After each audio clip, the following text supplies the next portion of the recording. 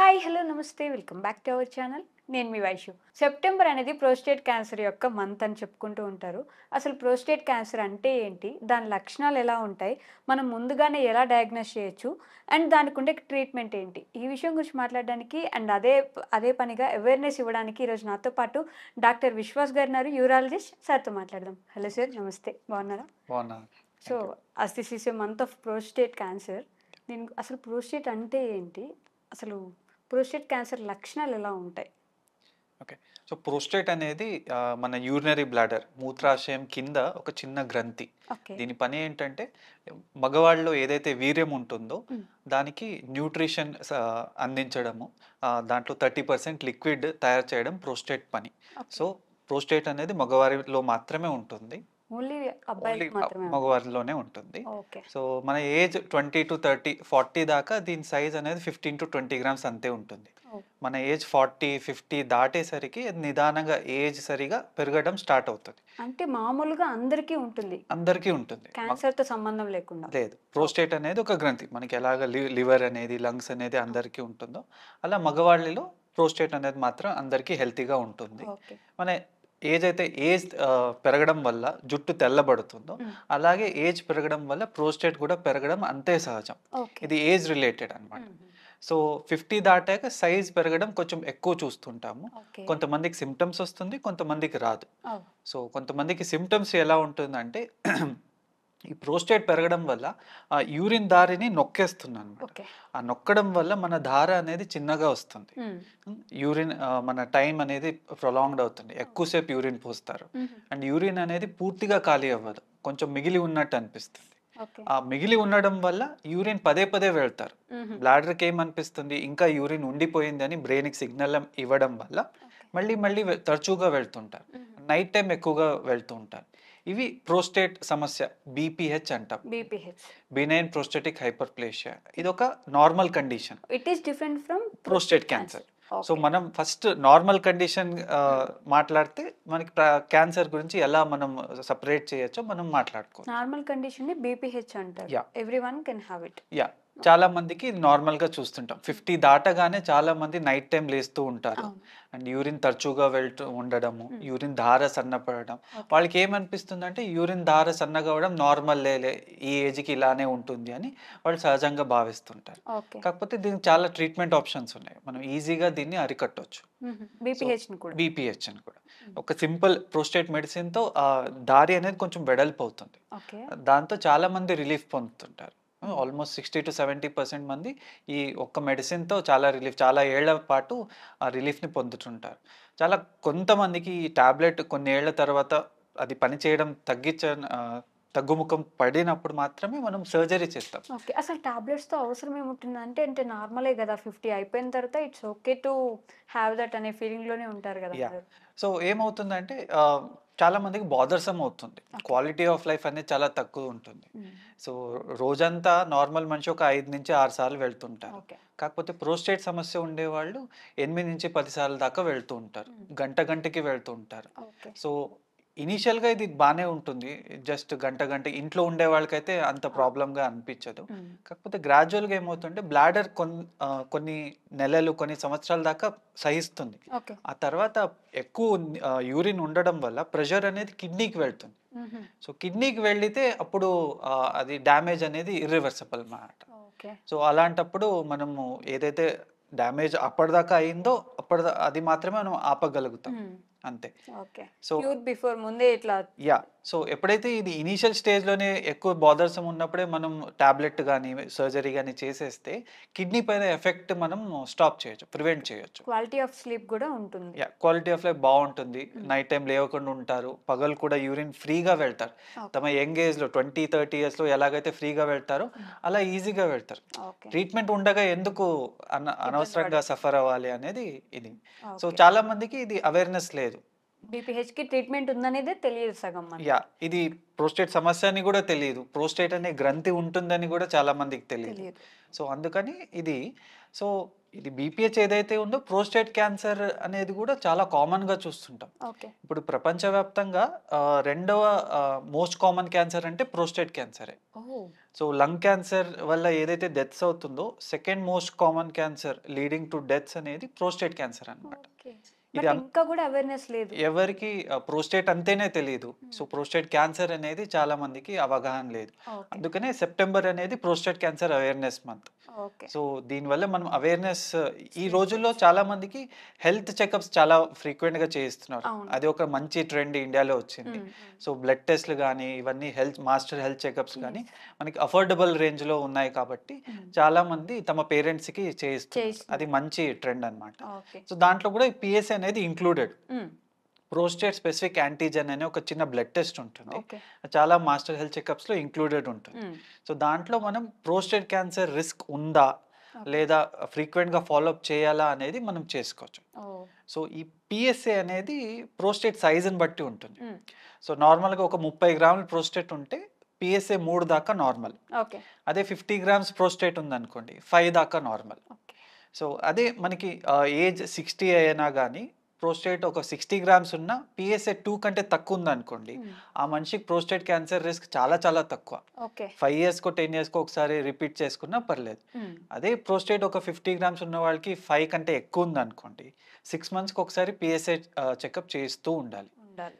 And మీరు ఎప్పుడైతే ఈ పీఎస్ఏ బార్డర్ లైన్ దాటిందనుకోండి, ఒక యూరాలజిస్ట్‌ని కన్సల్ట్ అవ్వాలి. హ్మ్. సో ఆ యూరాలజిస్ట్ డిజిటల్ రెక్టల్ ఎగ్జామినేషన్ అంటే ఫింగర్‌తో ఒక చెకప్ చేస్తారు. హ్మ్. దాన్ని బట్టి ఎర్లీ స్టేజ్‌లో ప్రోస్టేట్ క్యాన్సర్ ఏమన్నా లక్షణాలు ఉన్నాయా? ఓకే. అడిషనల్ టెస్ట్ చేయాలా? అనేది గుర్తిస్తారు. Okay. So these are the 2 ways how we can identify. Okay. అసలు లక్షణాలు ఎలా ఉంటాయి సార్ అంటే? Yeah! So benign prostatic hyperplasia బీపీహెచ్‌కి, ప్రోస్టేట్ క్యాన్సర్‌కి ఈ లక్షణాలనేవి కామన్‌గా ఉంటాయి. ఓకే. యూరిన్ ధార సన్నగా అవ్వడము, హ్మ్. యూరిన్ పూర్తిగా ఖాళీ అవ్వకపోవడము, పదే పదే తరచుగా యూరిన్ వెళ్ళడము, నైట్ టైమ్ లేవడం. ఓకే. ఇవి 2 కామన్‌గా ఉంటాయి. కాకపోతే ప్రోస్టేట్ క్యాన్సర్‌లో కొంతమందికి యూరిన్‌లో బ్లడ్ రావడం గూడా చూస్తుంటాం. ఓహ్! ఓకే. అదే బీపీఎస్‌లో గూడా యూరిన్‌లో బ్లడ్ రావటం చూస్తుంటాం. అది యూరిన్ ఇన్ఫెక్షన్ అయితే వస్తుంది. హుహు. కాకపోతే కొన్ని అడ్వాన్స్ స్టేజ్‌లో ప్రోస్టేట్ క్యాన్సర్‌లో వెయిట్ లాస్ రావడం, ఓకే. లేదా వెన్నుముక్కలో పెయిన్ రావడము ఇవి చూస్తుంటాం. ఓకే. కాకపోతే అందాక వెళ్ళేక ముందే మనం డయాగ్నోస్ చేయాలి కాబట్టి హ్మ్. ఎవరైతే మగవారు 50 దాటారనుకుంటే వాళ్ళు పీఎస్ఏ అనే బ్లడ్ టెస్ట్, యూరాలజిస్ట్ ఒక కన్సల్ట్ ఓకే. చేయించుకుంటే మనం అర్లియస్ట్ స్టేజ్‌లో మనం దీన్ని డయాగ్నోస్ ఐడెంటిఫై చేసుకోవచ్చు. చేయొచ్చు. ఓకే. బట్ ప్రోస్టేట్ క్యాన్సర్ అనగానే ఎవరికీ అవగాహన ఉండదు కాబట్టి ఎక్కువ వాటర్ తాగుతున్నాను గదా! అందుకే ఊరికే టాయిలెట్‌కెళ్తున్నానేమో అని కూడా అనుకోవచ్చు కదా! మరి అలాంటి వాళ్ళకి? యాహ్! సో, మీరు చెప్పింది కరెక్టే. వాటర్ ఎక్కువ తాగితే యూరిన్ అనేది ఎక్కువగా వస్తుంది. అవును. కాకపోతే కొంతమందికి వాయిడింగ్ ఎల్యూటీఎస్ అంటాం. అంటే యూరిన్ స్పీడ్ తగ్గడము, ఓకే. యూరిన్ లాంగ్ టైమ్‌లో చేయడము. హ్మ్. మిగతా వాళ్ళు ఒక్క నిమిషంలో పోసేస్తే వీళ్ళు 2-3 మినిట్స్ దాకా నిదానంగా పోయడము. ఓకే. అండ్ పూర్తిగా ఖాళీ అవ్వకపోవడము. ఈ సింప్టమ్స్ ఉండేవాళ్ళకి ప్రోస్టేట్ పెరిగింది అని మనం భావిస్తాం. తెలుసుకోవచ్చు. ఓకే. సో, అలాంటప్పుడు 50 దాటాక పీఎస్ఏ అనే టెస్ట్ చేస్తే మనం క్యాన్సర్ రిస్క్ ఉందా లేదా తెలుసుకోవచ్చు. ఓకే. అండ్ కొంతమందికి జెనెటిక్ ప్రాబ్లమ్ గూడా ఉంటుంది. హ్మ్. వాళ్ళ ఫాదర్‌కి ఏమైనా ప్రోస్టేట్ క్యాన్సర్ ఉంది అనుకుంటే, ఓకే. వాళ్ళ సిబ్లింగ్స్ లేదా బ్రదర్స్, ఫస్ట్ డిగ్రీ రిలేటివ్స్‌కి ప్రోస్టేట్ క్యాన్సర్ వచ్చే అవకాశాలు ఎక్కువగా ఉంటాయి. ఓకే. సో, నార్మల్ పాపులేషన్‌కి మనం 50 ఇయర్స్‌కి స్క్రీనింగ్ స్టార్ట్ చేస్తే, హ్మ్. ఎవరికైతే ఫ్యామిలీ హిస్టరీ ఉందో వాళ్ళకి ఒక 5 ఇయర్స్ ముందే 45 ఇయర్స్ నుంచే మనం స్క్రీనింగ్ స్టార్ట్ చేయాల్సొస్తుంది. ఓహ్! ఓకే. అంటే ఫ్యామిలీ హిస్టరీకి కొంచెం ఎక్కువ ఛాన్సెస్ ఉన్నాయి యాహ్! రావడానికి. ఎక్కువ ఉంటుంది కాబట్టి కొంచెం త్వరగానే వాళ్ళు స్క్రీనింగ్ పీఎస్ఏ టెస్ట్ అనేది ఇయర్‌లీ చేయించుకుంటూ ఉండాలి. ఓకే. ఏ ఏజ్ వాళ్ళకి ఇది మీరు చెప్తారంటే చేపించుకోవడం బెటర్ అని యాహ్! జెప్పేసి? 50 దాటాక అందరూ చేయించుకోవాలి. 70 దాకా మనం ఏ సింప్టమ్స్ లేకున్నా గానీ చేయించుకోవచ్చు. ఓకే. 70 దాటాక సింప్టమ్స్ ఉంటే చేయించుకోండి. హ్మ్. లేకపోతే అవసరం లేదు. ఓకే. ఎందుకంటే ప్రోస్టేట్ క్యాన్సర్ అనేది 70 దాటాక ఇంకా ఎక్కువగా కామన్‌గా ఉంటుంది. ఓకే. అది లో గ్రేడ్ గూడా ఉండొచ్చు. హ్మ్. లో గ్రేడ్ ఉన్నా మనం అనవసరంగా డయాగ్నోస్ చేసి ఓవర్ ట్రీట్మెంట్ చేయకుండా సో, ఏవి సింప్టమ్స్ ఈ యూరిన్ సమస్యలు లేకుంటే 70 దాకా మనం జనరల్ హెల్త్ చెకప్‌లో చేయించుకోవచ్చు. ఓకే. అండ్ దీనికి ట్రీట్మెంట్ ఎలా ఉంటుంది డాక్టర్? యాహ్! సో, దీంట్లో అన్ని క్యాన్సర్‌లానే స్టేజెస్ ఉంటాయి. ఓకే. 1, 2, 3, 4 అని. 1, 2 అంటే ప్రోస్టేట్‌కి సీమితంగానే ఉంటుంది. హ్మ్. ఎక్కడికి బాడీలో ఎక్కడికి ఈ క్యాన్సర్ పాకదు. అనేది పాకలేదు. ఓకే. 3 అంటే కొంచెం ప్రోస్టేట్ చుట్టుపక్కల పాకిందని. ఓకే. 4 అనేది మన కడుపు భాగంలో పాకిందని. మెటాస్టాసిస్ అంటే ఛాతీలో, లంగ్స్‌లో పాకడము లేదా వెన్నుముక్కలో పాకడము. దీన్ని మెటాస్టాటిక్ ప్రోస్టేట్ క్యాన్సర్ అంటాం. ఓకే. ఓకే. సో, ఇది అనేది 70 దాటాక ఎక్కువగా ఉంటుంది. అని కొన్ని అగ్రెసివ్ క్యాన్సర్స్‌లో ప్రోస్టేట్ క్యాన్సర్‌లో కూడా 5 గ్రేడ్స్ ఉంటాయి. ఓకే. 1, 2, 3 అనేది చిన్న గ్రేడ్స్. అంటే అంత అగ్రెసివ్‌గా పాకవు. ఓకే. 4, 5 అనేది అగ్రెసివ్‌గా పాకుతుంటాయి. సో, డయాగ్నోస్ అయిన కొన్ని నెలలకే పూర్తి బాడీకి పాకే అవకాశాలు కూడా ఉంటాయి ఓహ్! ఈ 5థ్ గ్రేడ్‌లో. సో, రీసెంట్‌గా మన అమెరికా పూర్వ ప్రధాని జో బైడెన్ గారు, ఆయనకి మెటాస్టాటిక్ క్యాన్సర్ వచ్చిందన్నమాట. ఓకే. Prostate cancer. హ్మ్. సో, అంత అమెరికా ప్రధాని అయినా గానీ ఎందుకు స్టార్టింగ్‌లోనే డయాగ్నోస్ అవ్వలేదంటే యూజువల్‌గా ప్రోటోకాల్‌లో ఉండదన్నమాట. ఓకే. ఎందుకంటే 70 దాటాక అందరికీ రెగ్యులర్‌గా అయితే అమెరికాలో గానీ వాళ్ళు స్క్రీనింగ్ చెయ్యరు. ఓకే. సో, ఆయన ఏజ్ ఇప్పుడు 82 కాబట్టి ఈ ఏజ్‌లో అది కొంచెం ఎక్కువ కామన్‌గా చూస్తుంటాము. హ్మ్. సో, అలాంటి మెటాస్టాసిస్‌లో కూడా మనం కంట్రోల్ చేసుకోవడానికి కొన్ని మెడిసిన్స్ ఉంటాయి. ఓకే. కొన్ని కీమోస్ ఉంటాయి. దాంతో మనం లైఫ్ స్పాన్‌ని పెంచుకోవచ్చు. అదే ఫస్ట్ స్టేజ్, సెకండ్ స్టేజ్‌లో త్వరగానే పీఎస్ఏ స్క్రీనింగ్ ద్వారా లేదా క్యాన్సర్ హిస్టరీ ఉన్న వాళ్ళలో మనం స్టార్టింగ్ స్టేజ్‌లోనే డయాగ్నోస్ చేశామంటే, మనం దాన్ని పూర్తిగా ప్రోస్టేట్ గ్రంథిని తీసేస్తే పూర్తిగా క్యాన్సర్‌ని క్యూర్ చేసినట్టు. ఓకే. సో, దానికి కూడా ఇప్పుడు లేటెస్ట్ రోబోటిక్ టెక్నాలజీ ఉంది. హ్మ్. రోబోటిక్ ప్రోస్టెటెక్టమీతో పూర్తిగా మనం క్యాన్సర్‌ని తీసి మంచి క్వాలిటీ ఆఫ్ లైఫ్‌ని మనం అందించగలం. Okay. Prevention is better than cure అంటారు కాబట్టి, అసలు అలాంటి క్యాన్సర్ రాకుండా ఉండడానికి మనం ఏమైనా జాగ్రత్తలు తీసుకోవచ్చా? యాహ్! సో, బాడీలో ఏ జబ్బు గాని, క్యాన్సర్ గాని రాకుండా ఉండడానికంటే మన డయట్ బావుండాలి. ఓకే. హ్మ్. మనం ఏదైతే గ్రీన్ లీఫీ వెజిటబుల్స్ గానీ, ఫ్రూట్స్ గానీ ఇవి తీసుకోవడం, రెడ్ మీట్‌ని తగ్గించడము, ఇవి హెల్తీ డయట్ పాటిస్తే మనం క్యాన్సర్ రిస్క్‌ని తగ్గించుకోవచ్చు. ఓకే. అదే విధంగా కొన్ని అలవాట్లు హ్మ్. స్మోకింగ్ గానీ, ఆల్కహాల్ గానీ ఇవి మనం అవాయిడ్ చేస్తే గిన ఇన్ జనరల్ క్యాన్సర్ రిస్క్ తగ్గిపోతుంది. ఓకే. అండ్ ప్రాసెస్డ్ ఫుడ్స్ గానీ, హ్మ్. మీట్ గానీ ఇవన్నీ తగ్గిస్తే గూడా మనం హెల్తీ లైఫ్ ప్రోస్టేట్ క్యాన్సర్‌ని కొన్ని స్టడీస్‌లో టొమాటోస్‌తో దాంట్లో ఉండే లైకోపీన్ వల్ల ప్రోస్టేట్ క్యాన్సర్ తగ్గించే ఆహ్, ఆహ్, ఓకే. ఎఫెక్ట్స్ ఉన్నాయని చూస్తుంటాం. టొమాటో. టొమాటోస్. ఓకే. టొమాటోస్‌తో ఇది స్టడీ ప్రూవన్ ఉంది. హుహు. అండ్ కాఫీతో గూడా కాఫీ కన్జంప్షన్‌తో ప్రోస్టేట్ క్యాన్సర్ రిస్క్ తగ్గుతుందని గూడా మనం చూస్తుంటాం డయట్ విధంగా కాఫీ తీసుకుంటే. తీసుకుంటే. ఓహ్! మామూలుగా బ్లాక్ కాఫీ తీసుకుంటే దీనికేమైనా యాహ్! ఇబ్బంది యూజువల్‌గా బ్లాక్ కాఫీ ఈస్ బెటర్ అని చెప్తాం. చాలా లివర్ పైన గూడా మంచి ఎఫెక్ట్స్ ఉంటాయి. ఓకే. చాలా క్యాన్సర్స్‌ని కూడా ప్రివెంట్ చేస్తుంది. Hmm. Only thing is coffee, tea వల్ల మనకి జీఈఆర్‌డీ అంటే తేపులు రావడం హ్మ్. ఇవి కొంచెం చూస్తుంటాము. ఓకే. ఇవేమీ లేదు అంటే మితంగా షుగర్‌లెస్ కాఫీ అనేది తీసుకోవడం మంచిదే. సో, ఉన్నట్టుండి టాయిలెట్‌కెళ్ళడం అంటే అప్పటిదాకా నార్మల్‌గా ఉండి థాటే ఉండకపోయినా సడెన్‌గా టాయిలెట్ ఎళ్ళేవాళ్ళుంటారు. ఇంకొంతమంది తుమ్మినా, దగ్గినా టాయిలెట్ లీక్ అవుతుంది అనేవాళ్ళుంటారు. వాళ్ళకేమైనా ప్రాబ్లమ్స్ ఉన్నట్టా సార్? సో, ఫస్ట్ క్వెషన్‌కి హ్మ్. ఆన్సర్ ఇవ్వాలంటే ఈ ఈ వర్షాకాలంలో లేదా వింటర్‌లో చాలా మందికి ఓవర్ యాక్టివ్ బ్లాడర్ అనే సమస్యను చూస్తుంటాం. ఓకే. అందులో ఏమవుతుందంటే బ్లాడర్ కొంచెం సెన్సిటివ్‌గా ఉంటుంది. హ్మ్. అలాంటప్పుడు ఏ యూరిన్ ప్రాబ్లమ్ లేకపోయినా పదే పదే యూరిన్‌కి వెళ్ళడము, ఓకే. ఫ్రీక్వెన్సీ అంటాము. హ్మ్. లేదా సడెన్‌గా ఇప్పుడు నేను వాష్‌రూమ్ వెళ్ళాల్సిందే అనే ఒక అర్జెన్సీ ఫీలింగ్ అనేది చూస్తుంటాము. అవును. సో, ఇది మనం యూరినరీ ఇన్ఫెక్షన్ రూల్ ఔట్ చేసుకొని ఈ ఓవర్ యాక్టివ్ బ్లాడర్ అనే కండిషన్ డయాగ్నోస్ చేస్తాం. ఓకే. సో, మీరు ఈ సింప్టమ్స్ ఉంటే ఒక చిన్న యూరిన్ టెస్ట్ చేయించుకోవాలి. హ్మ్. యూరిన్ టెస్ట్‌లో యూరిన్ ఇన్ఫెక్షన్ లేదు అని ఉంటే మనం దీన్ని ఓవర్ యాక్టివ్ బ్లాడర్‌గా భావించి దానికి బ్లాడర్‌ని కొంచెం సెన్సిటివిటీ తగ్గించడానికి కొన్ని మెడికేషన్స్ ఒకటే మెడిసిన్ ఓకే. తీసుకుంటే ఈ కండిషన్‌ని మనం ఈజీగా ట్రీట్ చేసేయొచ్చు. ఓకే. ఓకే. సో, మెయిన్‌గా మనం యూరిన్ ఇన్ఫెక్షన్‌ని రూల్ ఔట్ చేసుకుంటే ఈ హ్మ్. అర్జెన్సీని మనం తీసేయొచ్చు. డయాగ్నోస్ ప్రాబ్లమ్ ఉండదు. చేసుకోవచ్చు. ఓకే. ఓకే. నెక్స్ట్ క్వెషన్‌కొచ్చేసరికి తుమ్మినా, తుమ్మిన, దగ్గినా దగ్గిన యూరిన్ లీక్ అవ్వడం. యెస్. ఇది కామన్‌గా మనం ఆడవాళ్ళలో చూస్తుంటాము. హ్మ్. కొంచెం 40, 50 దాటిన వాళ్ళలో చూస్తుంటాం. ఓకే. ఎందుకంటే ఆడవాళ్ళలో ఆ ఏజ్‌కి మెనోపాజ్ అవ్వడము, హ్మ్. కొన్ని హార్మోన్ ఇంబాలెన్స్ అవ్వడం వల్ల వాళ్ళకి ఈ పెల్విక్ సపోర్ట్ అనేది వీక్ అవుతుంది. ఓకే. నార్మల్‌గా ఆడవాళ్ళలో ఈ ఏదైతే బ్లాడర్ ఉంటుందో, బ్లాడర్ చుట్టూ సపోర్ట్ అనేది ఉంటుంది. ఓకే. అంటే అది కాంటినెన్స్ మెకానిజం అంటాము. హ్మ్. సో, సపోర్ట్ వీక్ అవ్వడం, మజిల్స్ వీక్ అవ్వడం వల్ల కొంచెం దగ్గినా గానీ యూరిన్ లీక్ అయిపోతుంది. ఓకే. సో, అది మెయిన్‌గా ఎవరికైతే ఎక్కువ డెలివరీస్ అయ్యి ఉంటాయో, హ్మ్. లేదా కొంచెం ఏజ్ ఎక్కువ ఉండడము, లేదా హార్మోన్ ఇంబాలెన్స్ అవ్వడం వాళ్ళలో ఇది చూస్తుంటాము. ఓకే. దీన్ని స్ట్రెస్ ఇన్‌కాంటినెన్స్ అంటాం. హుహు. అంటే కడుపులో స్ట్రెస్ పెరగడం, ఓకే. దగ్గడం వల్ల స్ట్రెస్ పెరుగుతుంది. తుమ్మడం వల్ల లేదా నవ్వడం వల్ల ఈ హ్మ్. కడుపులో ప్రెషర్ పెరగడం వల్ల యూరిన్ అనేది లీక్ అవుతుంది. ఓకే. సో దీన్ని స్ట్రెస్ ఇన్‌కాంటినెన్స్ హ్మ్. అంటాం. అలాగే కొంతమందికి అర్జ్ ఇన్‌కాంటినెన్స్ హ్మ్. ఇందాక మనం మాట్లాడుకున్నట్ల ఇప్పుడు యూరిన్ అనేది మనకి ఫీలింగ్ వచ్చింది. హ్మ్. వాష్‌రూమ్ వెళ్ళాల్సిందే. దాన్ని అర్జెన్సీ అంటాం. యాహ్! వాష్‌రూమ్ వెళ్ళే అర్ధ దారిలో లీక్ అవ్వడం దాన్ని అర్జ్ ఇన్‌కాంటినెన్స్ అంటాం. ఓకే. సో కొంతమందికి 2 సమస్యలు ఉంటాయి. Stress incontinence, urge urgent. Incontinence. Okay. అలాంటి వాళ్ళకి మిక్స్డ్ ఇన్‌కాంటినెన్స్ అంటాం. ఓకే. సో ఫస్ట్‌గా ఏ సమస్య ఉందని డయాగ్నోస్ చేసుకోవాలి. హ్మ్. ఓన్లీ స్ట్రెస్ ఇన్‌కాంటినెన్స్ ఉందా? లేదా అర్జ్ ఇన్‌కాంటినెన్స్ ఉందా? ఓకే. లేదా 2 ఉన్నాయా? దాని పరంగా మనం ట్రీట్మెంట్ అందిస్తాం. ఓకే. స్ట్రెస్ ఇన్‌కాంటినెన్స్‌కి ఆ మజిల్స్‌ని స్ట్రాంగ్ అవ్వడానికి కొన్ని ఎక్సర్‌సైజ్ చెప్తాం. హ్మ్. దాన్ని కీగల్స్ ఎక్సర్‌సైజ్ అంటాం. ఓకే. సో ఇందులో 2 కామన్‌గా మనం అడ్వైస్ చేసే ఎక్సర్‌సైజ్‌లు ఉంటాయి. హ్మ్. ఒకటి ఇలాగ ఎవరైతే చాలామంది 50 దాటాక ఆ! మహిళలు టీవీ చూస్తుంటారు, లేదా ఎవరితోనో మాట్లాడుతుంటారు.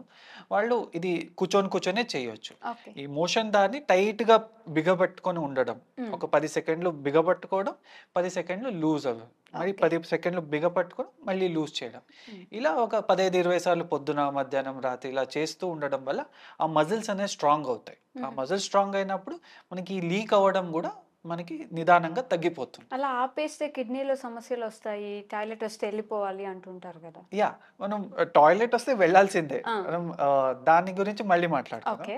సో, ఇది మనం మెయిన్‌గా పెల్విక్ ఫ్లోర్ మజిల్స్‌ని ఎలాగైతే మనం స్ట్రాంగ్. Strength okay. చేసుకోవచ్చో దాని గురించి మాట్లాడుకుందాం. హ్మ్. ఇది ఫస్ట్ ఎక్సర్‌సైజ్.